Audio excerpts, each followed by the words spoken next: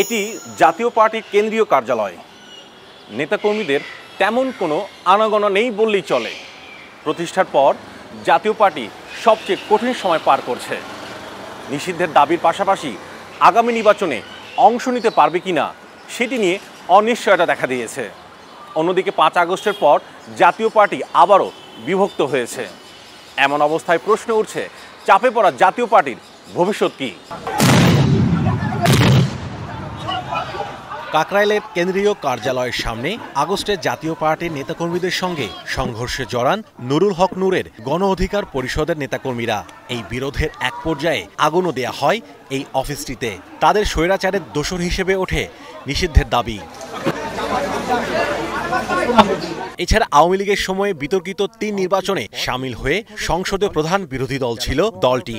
তাই 5 আগস্টের গণ অভ্যুত্থানের পর স্বৈরাচারের দোসর হিসেবে তাদের বিরুদ্ধে অভিযোগ ওঠে। ফলে রাজনীতি ও ভোটের মাঠ থেকে সরে গেছে দলটির পায়ের নিচের মাটি।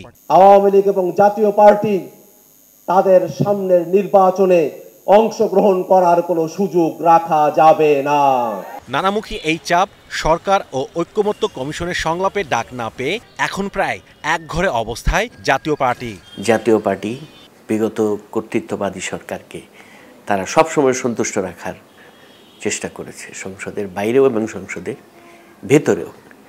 যে কারণে স্বাভাবিকভাবে যারা গণ অভ্যুত্থানের স্টেক হোল্ডার তাদের মধ্যে একটা ক্ষোভ জাতীয় পার্টি নিয়ে।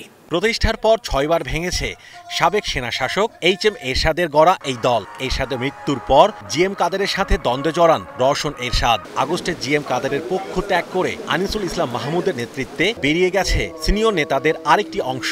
নির্বাচনী প্রতীক লাঙ্গল পেতে তাই চলছে ত্রিমুখী লড়াই। এই অবস্থায় 2 অংশের নেতারাই স্বীকার করছেন এই বিভাজন দুর্বল করেছে দলকে।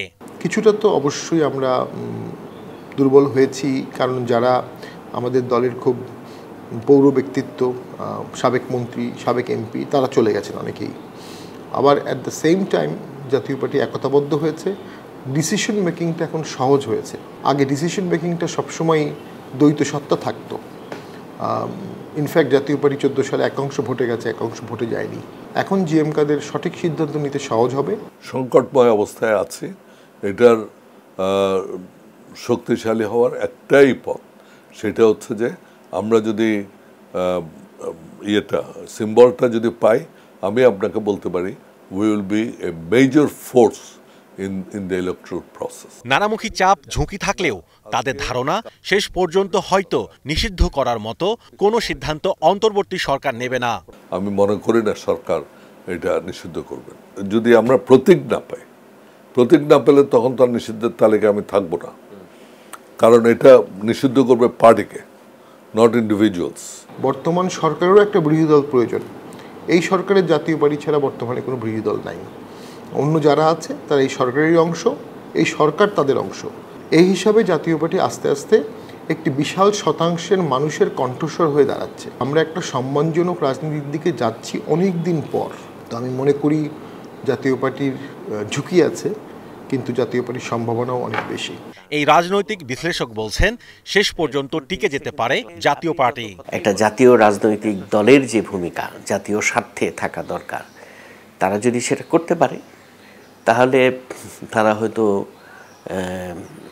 দল হিসেবে তাদের অস্তিত্ব বজায় রাখতে সক্ষম হবে। আর যদি তারা মনে করে যে তারা সেই একই কাজ করবে, তারা গিয়ে আবার সেই ক্ষমতাসীন দলের পদলেহনেই ব্যস্ত থাকে, তাহলে এই জাতীয় পার্টির আসলে কোনো প্রয়োজন আছে বলে আমি মনে করি না।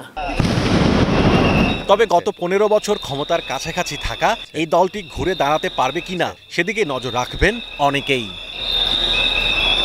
Mahmudul Hasan, star news, Dhaka.